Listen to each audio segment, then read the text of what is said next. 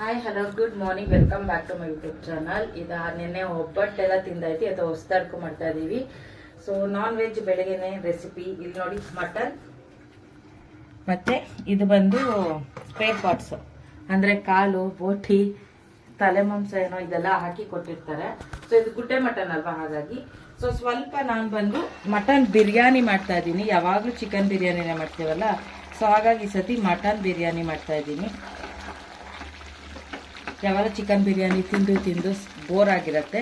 So ಹಬ್ಬ ಅಂದಮೇಲೆ ಅದರಲ್ಲೂ ಗುಡ್ಡೆ ಮಾಂಸ ಕೊಟ್ಟಿರ್ತಾರಲ್ಲ, ಅದರಲ್ಲೇ ಒಂದು ಅರ್ಧ kg ಅಷ್ಟು ಎತ್ಕೊಂಡು ಮಟನ್ ಬಿರಿಯಾನಿ ರೆಡಿ ಮಾಡ್ತಾ ಇದ್ದೀನಿ. ಮಟನ್ ಬಿರಿಯಾನಿ ತಿನ್ನೋಣ ಅಂತ. ಸೊ ಮಸಾಲೆ ಎಲ್ಲ ರುಬ್ಕೋತಾ ಇದ್ದೀನಿ ಮಟನ್ ಸಾಂಬಾರ್ಗೆ. ಇನ್ನು ಮಟನ್ ಅದು ಬೋಟಿ ಎಲ್ಲ ಚೆನ್ನಾಗಿ ಕ್ಲೀನ್ ಮಾಡಬೇಕು, ಸ್ವಲ್ಪ ಟೈಮ್ ತೊಗೊಳುತ್ತೆ. ಸಿಂಕಲ್ ಪಾತ್ರೆ ಇದೆ, ಫಸ್ಟ್ ಅದನ್ನು ಮುಗಿಸ್ಬಿಟ್ಟು ನೆನೆ ತಿಂದಿದ್ದೆಲ್ಲ ಸಿಂಕ್ ಕ್ಲೀನ್ ಮಾಡ್ಕೊಂಡು ಆಮೇಲೆ ಬೋಟಿ ಎಲ್ಲ ತೊಳಿಬೇಕು. ಯಾಕಂದರೆ ಅದಕ್ಕೆ ಸುಣ್ಣ ಎಲ್ಲ ಹಚ್ಚಿ ಚೆನ್ನಾಗಿ ನೀಟಾಗಿ ವಾಶ್ ಮಾಡಬೇಕು ಬೋಟಿ ಎಲ್ಲ, ಇಲ್ಲಾಂದ್ರೆ ಗಲೀಜ್ ಹೋಗಲ್ಲ ಅದು. ಸೊ ಕ್ಲೀನಾಗಿ ಬೆಳ್ಳಕ್ಕೆ ತೊಳೆದ್ರೇನೆ ತುಂಬ ಚೆನ್ನಾಗಿರೋದು, ಅದಕ್ಕೇನೆ ಮಾಡಬೇಕು. ಸೊ ಇವಾಗ ಆಲ್ಮೋಸ್ಟ್ ಆಯ್ತು ಬಿರಿಯಾನಿ. ಮೇಲೆ 1-2 ಸ್ಪೂನ್ ತುಪ್ಪ ಹಾಕ್ಕೊಡ್ತೀನಿ. ನೋಡಿ ನೆನೆ ಒಬ್ಬಟ್ಟಿಗೆ ಹಾಕ್ಕೊಂಡಿದ್ದಲ್ಲ ಅದೇ ಇತ್ತು. ಸೊ ಸರಿ, ಅದನ್ನೇ ಹಾಕ್ಬಿಟ್ಟು ಮೇಲೆ ತುಪ್ಪನ ಇವಾಗ ಲಿಡ್ನ ಕ್ಲೋಸ್ ಮಾಡಿಬಿಟ್ಟು ಕೂಗ್ಸಲ್ಲ, ನಾನು ಸಿಮ್ಮಲ್ಲಿ ಇಡ್ತೀನಿ. ದಮ್ ಬರ್ಸಿದ್ರೆ ಸೂಪರಾಗಿ ಬರುತ್ತೆ. ನೋಡಿ ಆಲ್ರೆಡಿ ಕಲರ್ ಹೇಗಿದೆ ಅಂತ, ಅದು ಎಷ್ಟು ಸಕ್ಕದಾಗಿ ಬಂದಿದೆ ಬಿರಿಯಾನಿ. ಈ ಥರ ಬರಬೇಕು, ಇದು ಬಂದ್ರೇ ತುಂಬ ಚೆನ್ನಾಗಿರೋದು. ಬಾಸುಮತಿ ರೈಸು ಮಿಕ್ಸ್ ಮಾಡಿದ್ದೀನಿ ನಾನು ಎರಡೂ. ಸೊ ಮಟನ್ ಬಿರಿಯಾನಿ ಅಂತೂ ಚಿಕನ್ ಬಿರಿಯಾನಿಗಿಂತ ಯಮ್ಮಿ ಆಗಿರುತ್ತೆ, ಅಷ್ಟೇ ಟೇಸ್ಟ್ ಆಗಿರುತ್ತೆ. ಬಟ್ ನಾವು ರೈಸ್ನ ತುಂಬ ಸಾಫ್ಟಾಗಿ ಮಾಡ್ಕೊಬೇಕು, ಪುಡಿ ಪುಡಿ ಥರ ಹೋಟೆಲ್ ಥರ ಎಲ್ಲ ಮಾಡ್ಕೊಳಕ್ಕೆ ಹೋಗ್ಬಾರ್ದು. ದಮ್ ಬಿರಿಯಾನಿ ಹೇಗೆ ಬರುತ್ತೆ ಆ ಥರ ಮೆತ್ತಗಿರಬೇಕು, ಸಾಫ್ಟಾಗಿದ್ದರೆ ರೈಸು ತುಂಬ ಚೆನ್ನಾಗಿರುತ್ತೆ ತಿನ್ನೋಕ್ಕೆ. ಸೊ ಅರ್ಧ ಗಂಟೆ ಮುಂಚೆನೇ ನೆನೆಸಿಟ್ಟಿದ್ದೆ ಬಾಸುಮತಿ ರೈಸು ಮತ್ತು ಊಟದ ರೈಸ್ ಎರಡೂ ಕೂಡ ನೆನೆಸಿದ್ದೆ. ಬಾಸುಮತಿ 1 ಲೋಟ ಹಾಕ್ಕೊಂಡಿದ್ದೀನಿ, ಮಾಮೂಲಿ ಊಟದ ಅಕ್ಕಿದು ಅದು ಬಂದು 1/4 ಲೋಟ ಹಾಕ್ಕೊಂಡಿದ್ದೀನಿ. ಸಕ್ಕದಾಗಿರುತ್ತೆ, ಸ್ಮೆಲ್ನಂತೂ ಸಕ್ಕದಾಗ ಬರ್ತದೆ ಗಮ್ ಅಂತ. ಇವಾಗ ಕೂಗಕ್ಕೆ ಇಟ್ಬಿಡೋಣ. ಸೊ ಮಟನ್ ಸಾಂಬಾರು ಮಾಡೋದು ಲೇಟ್ ಆಗುತ್ತೆ, ಅದಕ್ಕೆ ಬಿರಿಯಾನಿ ಫಸ್ಟ್ ರೆಡಿ ಮಾಡ್ಕೋತಾ ಇದ್ದೀನಿ. ಸೊ ನಾವು ಮಟನ್ ಬಿರಿಯಾನಿ ಮಾಡಬೇಕಾದ್ರೆ ಚಿಕನ್ ಬಿರಿಯಾನಿ ಥರ ಮಾಡೋಕ್ಕಾಗಲ್ಲ. ಅದನ್ನು ಫಸ್ಟ್ ಕುಕ್ಕರಲ್ಲಿ ಕೂಗಿಸ್ಕೊಂಡಿದ್ದೀನಿ 4 ಕೂಗು ಮಟನ್ನು. ಅದಾದ್ಮೇಲೆ ನಾವು ಮಾಡ್ಕೋಬೇಕು. ಹಾಗೆ ಡೈರೆಕ್ಟಾಗಿ ಮಾಡೋಕೆ ಹೋದ್ರೆ ನಿಮಗೆ ಮಟನ್ ಬೇಯಲ್ಲ ರೈಸ್ ಒಳಗೆ. ಸೊ ಹಾಗಾಗಿ ಫಸ್ಟೇ ಕೂಗಿಸ್ಕೊಳ್ಳಿ 4 ಕೂಗು, ಆಮೇಲೆ ಬಿರಿಯಾನಿಲಿ ಹಾಕ್ಕೊಂಡು ಕೂಗಿಸ್ಕೋಬೇಕು. 1 ಕೂಗು ಕೂಗಿದ್ರೆ ಸಾಕು. ಬಟ್ ನಾವು ವಿಜಿಲ್ ಬರ್ಸಲ್ಲ ಯೂಶಲಿ. ಬಿರಿಯಾನಿ ಎಲ್ಲ ಸಿಮ್ಮಲ್ಲಿ ಇಟ್ಟು, ಸಣ್ಣ ಉರಿ ಇದೆ ನೋಡಿ ಲಾಸ್ಟಲ್ಲಿ, ಅದೊಂದು 5 ನಿಮಿಷ ಇಟ್ಟರೆ ಸಾಕು, ಪಂಗತ್ತೆ ಅದು ಪಡ್ಗೋದು. ಸೊ ಬಿರಿಯಾನಿ ರೆಡಿ ಆಗುತ್ತೆ. ಸೊ ಮಟನ್ ಎಲ್ಲ ಕ್ಲೀನ್ ಮಾಡಿ ಸಾಂಬಾರು ಮಾಡಬೇಕು. ಮತ್ತು ಇನ್ನು ಚಿಕನಲ್ಲಿ ಇನ್ನೇನು ಮಾಡ್ತೀನಿ ಅಂದರೆ ಕಬಾಬ್ ಒಂದು ಮಾಡ್ತೀನಿ. ಸೊ ಈ ಸತಿ ಚಿಕನ್ ಬಿರಿಯಾನಿ ಬೇಡ ಅಂತ ಸ್ಕಿಪ್ ಮಾಡಿರೋದ್ರಿಂದ 1-2 kg ಕಬಾಬ್ ಕಲ್ಸೋಣ ಅಂತ ಇದ್ದೀನಿ. ತೊಗೊಂಬರ್ಬೇಕು, ಇನ್ನು ಚಿಕನ್ ತೊಗೊಂಬರ್ತಾರೆ. ಅಷ್ಟೊಂದು ಸಿಂಕಲ್ಲಿರೋ ಪಾತ್ರೆ ಎಲ್ಲ ಕ್ಲಿಯರ್ ಮಾಡಿ ಬೋಟಿ ಎಲ್ಲ ತೊಳೆದು ನೀಟಾಗಿ ಆಮೇಲೆ ಚಿಕನ್ ವಾಶ್ ಮಾಡಿ ಕಬಾಬ್ ಕಲಿಸುವಾಗ ತೋರಿಸ್ತೀನಿ. ಸದ್ಯಕ್ಕೆ ಇದು ಮಸಾಲೆ ರುಬ್ಕೊಂಡಿದ್ದೀನಿ. ಇದರಲ್ಲಿ ಬಂದು ಟೊಮೊಟೊ ಮತ್ತು ಕಡಲೆ, ಗಸಗಸೆ, ಚಕ್ಕೆ, ಲವಂಗ ಮತ್ತು ಖಾರದ ಪುಡಿ ಇದಿಷ್ಟು ಹಾಕಿದ್ದೀನಿ. ಇಲ್ಲಿ ಅರಿಶಿನ ಈರುಳ್ಳಿ ರುಬ್ಕೊಂಡಿದ್ದೀನಿ ಒಗ್ಗರಣೆಗೆ. ಸೊ ನಾವು ಜಾಸ್ತಿ ಕ್ವಾಂಟಿಟಿ ಮಟನ್ ಮಾಡುವಾಗ ನಾವು ಅರಿಶಿನ ಈರುಳ್ಳಿ ಕಂಪಲ್ಸರಿ ಸಪ್ರೇಟಾಗಿ ರುಬ್ಬಿ ಒಗ್ಗರಣೆ ಹಾಕಿದ್ರೆ ಫ್ರಾಗ್ನೆಸ್ ಚೆನ್ನಾಗಿರುತ್ತೆ. ಮತ್ತು ಅದರಲ್ಲಿ ಕೆಟ್ಟಿನ ನೀರಿನ ಅಂಶ ಎಲ್ಲ ಸುಂಡಬೇಕು, ಆನಂತರ ಮಸಾಲೆ ರುಬ್ಬಬೇಕು. ಸೊ ಸಪ್ರೇಟಾಗಿ ಕಾಯಿನ ಇಲ್ಲಿ ರುಬ್ಕೊಳ್ತಾ ಇದ್ದೀನಿ, ಫೈನಾಗಿ ಸಪ್ರೇಟಾಗಿ ರುಬ್ಕೊತಾ ಇದ್ದೀನಿ.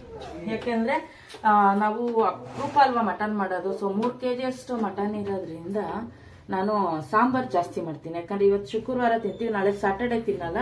ಮತ್ತು ಅದನ್ನ ಎತ್ತಿಟ್ಟು ಭಾನುವಾರ ಮಾಡ್ತೀವಿ. ಹಾಗಾಗಿ ಸ್ವಲ್ಪ ನಾನು ತೆಳ್ಳಗೆ ಮಾಡ್ತೀನಿ ಸಾಂಬಾರು, ಭಾನುವಾರ ತನಕ ಆಗುತ್ತೆ. ಆಮೇಲೆ ಎಲ್ಲ ಮಿಕ್ಸ್ ಹಾಕೋದ್ರಿಂದ ಸಾಂಬಾರು ತುಂಬ ಟೇಸ್ಟಿಯಾಗಿ ಬರುತ್ತೆ. ಹಾಗಾಗಿ ಜಾಸ್ತಿ ಕ್ವಾಂಟಿಟಿ ಸಾಂಬಾರು ಮಾಡಿ ಇಟ್ಕೊಳ್ತೀನಿ. ಸೊ ಭಾನುವಾರಕ್ಕೆ ಇಡ್ಲಿಗೆ ಹಾಕೊಂಡ್ಬಿಟ್ರೆ ಸಾಂಬಾರ್ಗೆ ಬೆಳಗ್ಗೆ ಬ್ರೇಕ್ಫಾಸ್ಟ್ ಸೂಪರ್ ಆಗಿರುತ್ತೆ. ಸೊ ಇವತ್ತು ಬಿರಿಯಾನಿ ಮಾಡಿದ್ದೀನಿ, ಭಾನುವಾರ ಇಡ್ಲಿ ಮಾಡ್ಕೊಳ್ತೀನಿ. ಓಕೆ, ಆಮೇಲೆ ಸಿಗ್ತೀನಿ. ಬೋಟಿ ರೆಡಿ ಮಾಡೋದಕ್ಕೆ ಕ್ಲೀನ್ ಮಾಡೋಕ್ಕೆ 1 ಅವರ್ ಆಯ್ತು ನನಗೆ.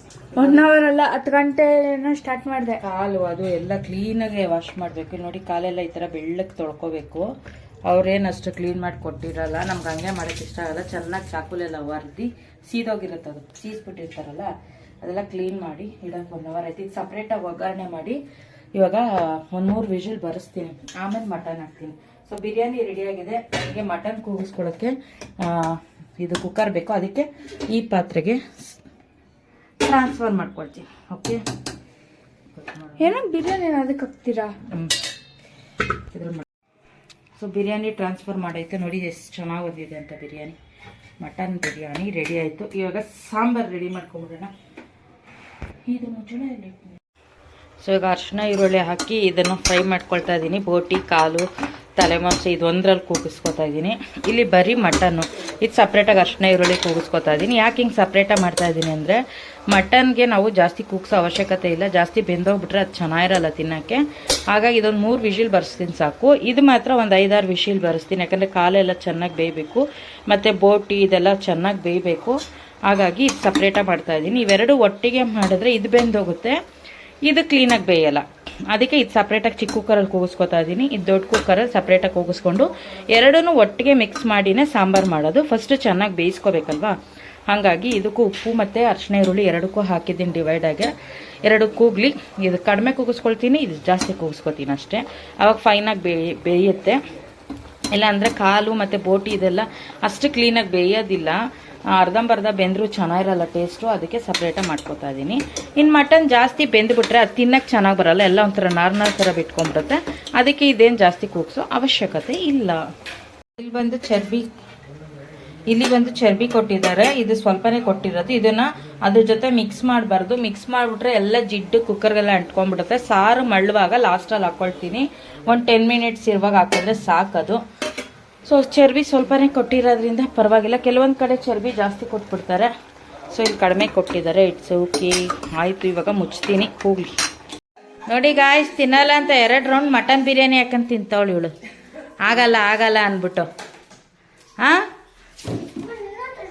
ನನ್ನ ಮಗ ಉಪ್ಪಿಟ್ಟು ಕೇಸರಿ ಬಾತ್ ತರ್ಸ್ಕೊಂಡು ಹೋಟ್ಲಲ್ಲಿ ನಾನು ತಿನ್ನಲೇಬೇಕು ಅಂದ್ಬಿಟ್ಟು ಅವಳು ತಿಂತವಳೆ ಅಂದ್ಬಿಟ್ಟು ಸ್ಮೆಲ್ಗೆ ನನಗೂ ಮಟನ್ ಬಿರಿಯಾನಿ ಬೇಕು ಅಂತ ಅವನು ಹಾಕಿಸ್ಕೊಂತೀನಿ.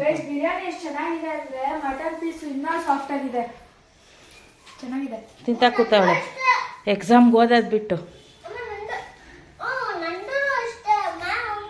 ಈ ನನ್ನ ಮಗ ಉಪ್ಪಿಟ್ಟು ಕೇಸರಿ ಬಾತ್ ತಿನ್ನಲೇಬೇಕು, ತಲೆ ಮೇಲೆ ತಲೆ ಬೀಳಿ ಅಂತ ತರ್ಸ್ಕೊಂಡ ಬಿರಿಯಾನಿ ಇವಳು ತಿನ್ನತ್ತಾ ಇರೋದು ನೋಡ್ಬಿಟ್ಟು ಅವನು ಬಿರಿಯಾನಿ ಹಾಕಿಸ್ಕೊ ತಿಂತಾನೆ.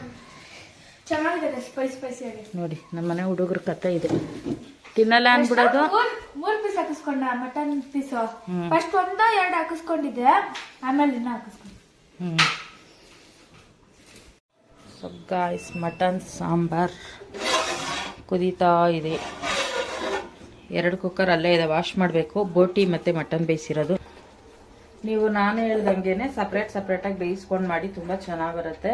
ಇಲ್ಲಾಂದರೆ ಬೋಟಿ ಬೇಯಲ್ಲ. ಬೆಂದಿತ್ತಾರೆ ಬೋಟಿಯ ಆ ಥರ ಸಪ್ರೇಟಾಗಿ ಕೂಗಿಸ್ಕೋಬೇಕು. ಇಲ್ಲಾಂದರೆ ಮಟನ್ ಎಲ್ಲ ಕಲಸೋಗ್ಬಿಡುತ್ತೆ, ಆವಾಗ ಚೆನ್ನಾಗಿ ಬರುತ್ತೆ. ಇವಾಗ 2 ಹಾಕಿ ಮಿಕ್ಸ್ ಮಾಡಿದ್ದೀನಿ. ಇದಕ್ಕೆ ಕುದೀಲಿ, ಖಾರ ಎಲ್ಲ ಉಯ್ದಿದ್ದೀನಿ. ಇಲ್ಲಿ ಬಂದು ಚಿಕನ್ ಕಬಾಬ್ಗೆ ಕಲಸಿಸ್ತಾ ಇದ್ದೀನಿ. ನಂಗೆ ಬೆಳಗ್ಗೆಯಿಂದ ಕಲಸಿ ಮಾಡಿ ಸಾಕಾಗಿದೆ ಅದಕ್ಕೆ. ಸೊ ಗಾಯ್ಸ್, ಇವಾಗ ಚೆನ್ನಾಗೆ ಉಪ್ಪು, ಹುಳಿ, ಖಾರ ಎಲ್ಲ ಚೆನ್ನಾಗೆ ಕುದೀತಾ ಇದೆ. ಮಟನ್ನು ಎಲ್ಲ ಚೆನ್ನಾಗಿ ಬೇಯಿಸಿದ್ದೀನಿ. ಇದರಲ್ಲಿ ಬೋಟಿ ಎಲ್ಲ ಬಂದು ನಾನು ಒಂದು 10ರಿಂದ 15 ಕೂಗಿಸ್ಕೊಂಡಿದ್ದೀನಿ.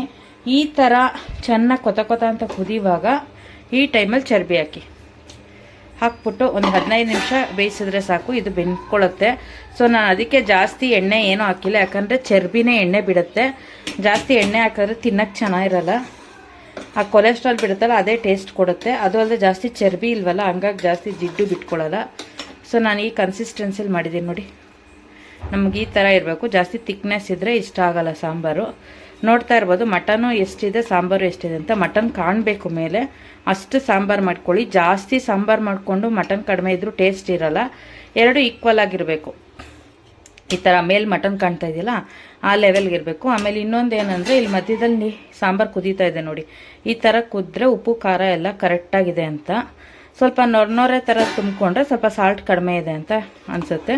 ಸೊ ನಾನಿದು ಬೇಯೋಕ್ಕೂ ಸ್ವಲ್ಪ ಬೋಟಿಗೂ ಅಷ್ಟೇ ಮಟನ್ಗೂ ಅಷ್ಟೇ ನಾನು ಇದಾಕೊಂಡಿದ್ದೆ, ಎಂಥದ್ದು ಸಾಲ್ಟ್ ಹಾಕಿದ್ನಲ್ಲ. ಹಾಗಾಗಿ ನೋಡಿಕೊಂಡು ಸಾಂಬಾರಿಗೆ ಮಾತ್ರ ಎಷ್ಟು ಬೇಕು ಅಷ್ಟು ಹಾಕ್ಕೊಂಡಿದ್ದೆ. ಸೊ ಇವಾಗ ಚರ್ಬಿ ಎಲ್ಲ ಬೇಯಲಿ. ಬೆಂದ ತಕ್ಷಣ ಚಾಕು ಮಾಮೂಲಿ ಅಜ್ಜಲೇಬೇಕು ನಮ್ಮಲ್ಲಿ ಆಲ್ಮೋಸ್ಟ್ ಈ ಥರ ಒಂದು ಕಬ್ಬಿಣದ ಚಾಕುನೋ ಕುಡ್ಲೋ ಇಟ್ಕೊಂಡಿರ್ತೀವಿ. ಚೆನ್ನಾಗಿ ನೀರಲ್ಲಿ ವಾಶ್ ಮಾಡ್ಕೊಂಡು ಹಿಂಗೆ ಸ್ಟವ್ ಕೆಳಗಿಡಿ. ಚೆನ್ನಾಗಿ ಕಾದ್ಮೇಲೆ ಇದಕ್ಕೂ ಹಜ್ಬೇಕು, ಬರೆ ಹಾಕೋದು ಅಂತೀವಿ ನಾವು. ಹಂಗೆ ಹಾಕಿದ್ರೇ ಅದು ಹೊಟ್ಟೆ ನೋವು ಏನೂ ಬರಲ್ಲ, ಕಾಲ್ದೋಳು ಏನಾರು ಆಗಿದ್ರೆ. ಮತ್ತು ಇಲ್ಲಿ ಬಂದು ಚಿಕನ್ ಕಬಾಬ್ಗೆ ಕಲಸಿಟ್ಟಿದ್ದೀನಿ. ಸೊ ಇದಕ್ಕೂ ಹಚ್ಬಿಡ್ತೀನಿ. ಸೊ 2ಕ್ಕೂ ಹಚ್ಚಿದ್ರೆ ಆವಾಗ ನಮಗೆ ಹೊಟ್ಟೆ ನೋವು ಏನೂ ಬರಲ್ಲ. ಸೊ ನಾನು ಚಿಕನ್ ಚಾಪ್ಸ್ ಏನು ಮಾಡಲಿಲ್ಲ, ಯಾಕಂದರೆ ನೀಟಾಗಿ ಅಚ್ಚುಕಟ್ಟಾಗಿ ಮಟನ್ ಸಾಂಬಾರು ಊಟ ಮಾಡೋಣ ಅಂದ್ಬಿಟ್ಟು. ಸೊ ಚಿಕನ್ ಬಿರಿಯಾನಿನೂ ಸ್ಕಿಪ್ ಮಾಡಿದೆ ಈ ಸತಿ, ಮಟನ್ ಬಿರಿಯಾನಿ ಮಾಡೋಣ ಅಂದ್ಬಿಟ್ಟು. ಅದಕ್ಕೆ ಚಿಕನ್ನ ಬರೀ ಕಬಾಬ್ ಮಾಡ್ತಾ ಇದ್ದೀನಿ. ನೀಟಾಗೆ ಅಚ್ಚುಕಟ್ಟಾಗಿ ಊಟ ಮಾಡ್ಬೋದು. ಈಗ ಚಿಕನ್ ಚಾಪ್ಸು ಎಲ್ಲ ಮಾಡ್ಕೊಂಡ್ರೆ ಏನಾಗುತ್ತೆ, ಜಾಸ್ತಿ ತಿನ್ನೋದಿಲ್ಲ ಅಷ್ಟೊಂದು, ಯಾರೂ ಮನೇಲೂ ತಿನ್ನಲ್ಲ, ಮಕ್ಕಳು ತಿನ್ನಲ್ಲ. ಸುಮ್ಮನೆ ಮಾಡಿಬಿಟ್ರೆ ಏನಾಗುತ್ತೆ, ಅದು ಬೇಯಿಸಿ ನಾರ್ ಥರ ಬಿಟ್ಕೊಂಡ್ಬಿಡುತ್ತೆ ಚಿಕನ್. ಹಂಗೆ ಬಿಟ್ಕೊಂಡ್ರೆ ಚೆನ್ನಾಗಿರಲ್ಲ. ಸೊ ಅದಕ್ಕೆ ನನ್ನ ಮಗಳು ಹಂಗೂ ಕೇಳಿದ್ಲು ಏನೇನು ವೆರೈಟಿ ಮಾಡಿದೆ ಅಂತ. ಜಾಸ್ತಿ ಏನಿಲ್ಲಪ್ಪ, ಬರೀ ಮಟನ್ ಬಿರಿಯಾನಿ, ಮಟನ್ ಸಾಂಬಾರು ಮತ್ತು ಚಿಕನ್ ಕಬಾಬ್ ಮಾಡ್ಕೊಡ್ತೀನಿ ಅಂತ ಹೇಳಿದೆ. ಸೊ ಅಷ್ಟು ಮಾಡಿದ್ದೀನಿ. ಸುಮ್ಮನೆ ಬೇಯಿಸಿ ಬಿಸಾಕಕ್ಕೂ ಬೇಜಾರು. ಅದು ಬೆಂದೈತಿ, ಎಲ್ಲ ಮೂಳೆ ಬಿಚ್ಕೊಂಡ್ಬಿಟ್ರೆ ತಿನ್ನೋದಕ್ಕೂ ಚೆನ್ನಾಗಿರಲ್ಲ, ಒಂಥರ ಮಕ್ಕಳು ಕೊಡ್ದಂಗೆ ಆಗುತ್ತೆ. ಬೇಕಾದರೆ ಇನ್ನೊಂದ್ಸತಿ ಯಾವಾಗಾರ ಮಾಡ್ಕೊಂಡು ತಿನ್ಬೋದು ಚಿಕನ್ ಬೇಕಾದ್ರೆ. ಬಟ್ ಮಟನ್ ಮಾತ್ರ ಕ್ಲೀನಾಗಿ ಅಚ್ಚುಕಟ್ಟಾಗಿ ಸಾರು ಮಾಡ್ಕೊಂಡು ತಿಂದ್ರೆ ಚೆನ್ನಾಗಿರೋದು. ಅದು ಬಿಟ್ಟರೆ ಮಕ್ಳಿಗೆ ಇಷ್ಟ ಆಗುತ್ತೆ ಅಂದರೆ ಬಿರಿಯಾನಿನೂ ಮಾಡಿ ತುಂಬ ಚೆನ್ನಾಗಿ ಬರುತ್ತೆ. ಸೊ ನಾನು ಮಾಡಿದ ಮೆಥಡಲ್ಲಿ ಮಾಡಿ ತುಂಬ ಚೆನ್ನಾಗಿರುತ್ತೆ, ನಾಟಿ ಸ್ಟೈಲಲ್ಲಿ.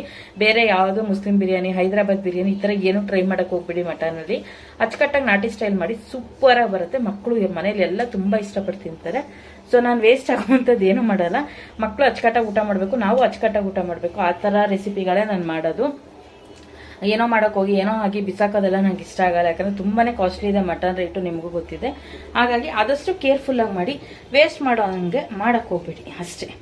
ಓಕೆ, ಇವಾಗ ಕಬಾಬ್ ಗಜ್ಜಿಬಿಡ್ತೀನಿ, ಚಾಕು ಕಾದಿದೆ ನೋಡಿ. ಹಿಂಗೆ ಹಚ್ಚಿದ್ರೆ ಕೇಳಿಸ್ತಾ ಇದೆ, ಚುಯಿ ಅಂತ ಸೌಂಡ್ ಬರ್ತಾಯಿದೆ. ಹಿಂಗೆ ಇದಕ್ಕೂ ಹಚ್ಚಿಬಿಡ್ಬೇಕು ಅಷ್ಟೇ. ಇದನ್ನು ತೆಗೆದು ಸಿಂಕ್ ಹಾಕಿ. ನಾನು ಒಂದ್ಸತಿ ಮಟನ್ಗೆ ಹಚ್ಬಿಟ್ಟು ಅದು ಸಾಕೋನ ಮತ್ತೆ ನೀರಲ್ಲಿ ವಾಶ್ ಮಾಡಿ ಮತ್ತೆ ಕಾಯಕ್ಕಿಟ್ಟು ಆಮೇಲೆ ಚಿಕನ್ ಕಬಾಬ್ಗೆ ಹಚ್ಚಿದ್ದು. ಯಾಕಂದರೆ ಅದಕ್ಕೆ ಇದಕ್ಕೆ ಎಲ್ಲ ನಂಗೆ ಇಷ್ಟ ಆಗಲ್ಲ. ಅದಕ್ಕೆ ಇನ್ನೊಂದ್ಸತಿ ನೀಟಾಗಿ ಕಾಯಿಸ್ಕೊಂಡು ದೃಷ್ಟಿ ತೆಗೆದು ಬಿಸಾಕ್ಬಿಡೋದಷ್ಟೇ. ಸೊ ನಮ್ಮ ಚರ್ಬಿ ಆಲ್ಮೋಸ್ಟ್ ಬೆಂದಿರಬೇಕು. ಅದು ಕಾವಿಗೆ ಬೆಂದ್ಕೊಂಡ್ಬಿಡುತ್ತೆ ನೋಡಿ, ಕಾವಿಗೆ ಬೆಂದ್ಕೊಂಡ್ಬಿಡುತ್ತೆ, ಜಿಟ್ಟು ಬಿಟ್ಕೊಳುತ್ತೆ. ನೋಡ್ತಾ ಇರ್ಬೋದಲ್ಲ, ಕಲರೆಲ್ಲ ಹೆಂಗೆ ಚೇಂಜ್ ಆಗಿದೆ ಅಷ್ಟೇ. ಮುಗೀತು ಮಟನ್ ಸಾಂಬಾರ್ ಕತೆ. ಸೊ ಇವಾಗ ಕಬಾಬ್ನ ಮಾಡ್ತಾ ಇದ್ದೀನಿ. ನಮ್ಮ ಮನೆಯವ್ರಿಗೆ ಸಾಂಬಾರು ಎಲ್ಲ ಟೇಸ್ಟ್ ಮಾಡೋಕ್ಕೆ ಕೊಟ್ಟಿದ್ದೀನಿ. ಇಲ್ಲಿ ಕಬಾಬ್ ಮಾಡಿಟ್ಟಿದ್ದೀನಿ ನೋಡಿ. ನಮ್ಮ ಮನೇಲಿ ಒಂದೇ ಸತಿ ಎಲ್ಲನೂ ಮಾಡೋಕ್ಕಾಗಲಿಲ್ಲ, ಅದಕ್ಕೆ ಒಂದೊಂದು ಸತಿ ಒಂದೊಂದು ಮಾಡಿದ್ದೀನಿ. ಹೆಂಗಿದೆ ರೀ ಮಟನ್ ಸಾಂಬಾರು?